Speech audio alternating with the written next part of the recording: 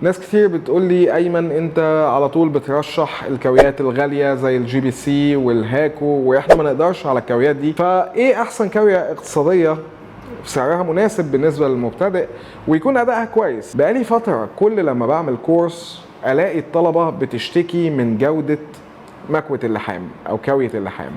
طبعا انا عندي هنا اكتر من نوع من الهوت اير اللي هو جاي معاه كاويه، وده الشائع اللي كل الفنيين او اغلب فنيين الصيانه بيستخدموه. انا لسه مركب سنون جديده للطلبه، كل الطلبه بتأدي تمرين معين انا طالبه منها الاقيهم بيجيبوا لي البورد وبشوف اللحام، جوده اللحام، بلاقي جودة اللحام مش حلوة. طبعا الموضوع مش راجع بس لسن الكاوية، الموضوع راجع لسن الكاوية، راجع للقصدير المستخدم، راجع للفلكس المستخدم. بس انا يعني كنت حاطط لهم فلكس كويس وقصدير كويس، فالحاجة الوحيدة هي سن الكاوية اللي فاضل. يعني السنون بتاعت الكاوية بتسود حتى لما بنقلل عليها الحرارة بتسود، والسن ما بيقبلش القصدير زي ما بتشوفوا في فيديوهاتي كده ان السن بياكل القصدير، بيتشبع بالقصدير.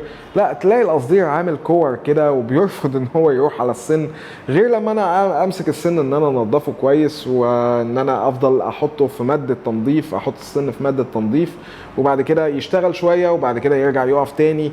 فلقيت ان الموضوع ممل بصراحه. فكان عندي كاويه في العرض بره بقالها اكتر من سنه، ولا انا بعتها ولا انا استخدمتها او جربتها. فقلت لهم تعالوا نجرب الكاويه دي النهارده ونشوفها. لو هي كويسه، هي سعرها مناسب جدا، سعرها تقريبا 550 جنيه. تعالوا نجربها ونشوف اذا ادائها كويس.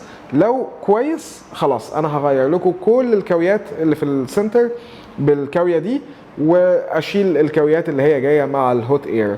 وفعلا لما جربتها لقيت ادائها كويس جدا. طبعا انتوا كلكم دلوقتي عايزين تعرفوا ايه هي نوع الكاويه، قول لنا يا عم. نوع الكاويه سانشاين، دي كاويه سعرها 550 جنيه، وده انا شايفه ان هو سعر اقتصادي جدا، تتراوح ما بين ال 550 لل 650. خلينا نفتحها. الكاويه بتيجي زي ما انتم شايفين كده من غير حامل، من غير اي حاجه، فلازم يكون عندك هولدر للكاويه. بيجي معاها سن واحد تي 13 مدبب ستريت مستقيم يعني. طبعا السن ده يعني لا يستخدم في المايكرو جامبر، اللي هو يعني مثلا لو في باده تحت الاي سي راحت منك هتواجه صعوبة جدا انك تعملها بالسن ده. لا يستخدم في عمل الجامبرز في طبقات البورد. فدي كاوية من الفئة الاقتصادية، مش كاوية احترافية ولا نص احترافية حتى، دي كاوية اقتصادية. لكن ادائها مقارنة بسعرها ادائها جميل جدا جدا، وتنفع في الاستخدام اليومي، في التنظيف تحت الايسيهات، في اللحامات العادية. بس يكون معاك قصدير كويس، لان لو القصدير سيء فالقصدير هيعمل لك مشكله. ده انتي دبانه. السن بيركب كده جوه الكاويه، وده هنا بيركب في الستيشن ده. الكواليتي بتاعها مش احسن حاجه، ما ننساش ان دي فئه اقتصاديه، وعمرها طبعا انا ما جربتش هي عمرها قد ايه. ده زرار الاون والاوف بنشغلها، وده الزرارين اللي بيعلوا ويوطوا الحراره. تعالوا مثلا نستخدمها في تنظيف الهارد ديسك. انا دلوقتي حاططها على درجه حراره 380، وهحط لها فلاكس من نوع عادي جدا، يعني ارخص نوع في السوق متهيالي. ونجرب كده في التنظيف. اولا لازم اول لما تجيب الكاويه لازم تغطي السن كده بالقصدير وبعد كده تمسحه. وتعالوا بقى ايه نجرب كده. يعني بصوا بصراحه ادائها كويس، ادائها يعني كويس. ده الار دي. طبعا الار دي مع اي كاويه البوز بتاع الكاويه هيواجه صعوبه معاه، لكن انا لو جيت بالجزء اللي جوه كده، بالجزء الاكبر من السن، مش هيعاكس معايا. واهو يعني بصراحة كاوية انا شايفها سعرها رخيص وادائها جيد. والله ادائها فعلا يعني جيد جدا، مش بس يعني للمبتدئين، يعني اي حد ممارس يقدر يشتغل بيها. ادائها مش بطال ابدا، يعني بتعاكس شوية هي بس ما تضايقش يعني. طبعا هي لو راكب لها سن اتخن من ده شويه زي السن السكينه، وموجود لها على فكره، هتخلي الموضوع احسن من كده بكتير. يعني هتخلي الموضوع سهل اكتر من كده بكتير. لكن انا بستعرض السن اللي هو جاي معاها.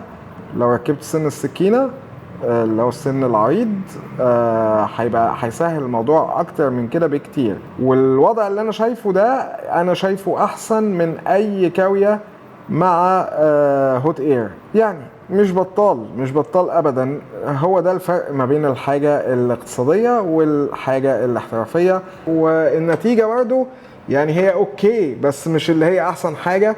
لو بكاوية احترافية انا هخلص الكلام ده كله في اقل من دقيقة واحدة، وهتكون النتيجة مرضية بالنسبة لي. طبعا النقط الارضي هي اللي بتعصلج في اللحام، لان الارضي بيحتاج حرارة عالية جدا. انا ممكن ان انا اجرب ان انا اعلي الحرارة، بس يعني انا شايف ان هي اخرها ال 380، والسن بيبتدي يسود. لو انا مسحت السن كده هنشوف السن بيرجع سيلفر تاني. فعلشان السن ما يبصش فما رجحش انك تزود عن ال 380. وانا عملت ابجريد لكل الكاويات اللي في المركز للكاوية دي. اتمنى تكونوا استفدتوا من الفيديو ده واستمتعتوا بيه، والى اللقاء في فيديو اخر ان شاء الله. مع السلامة.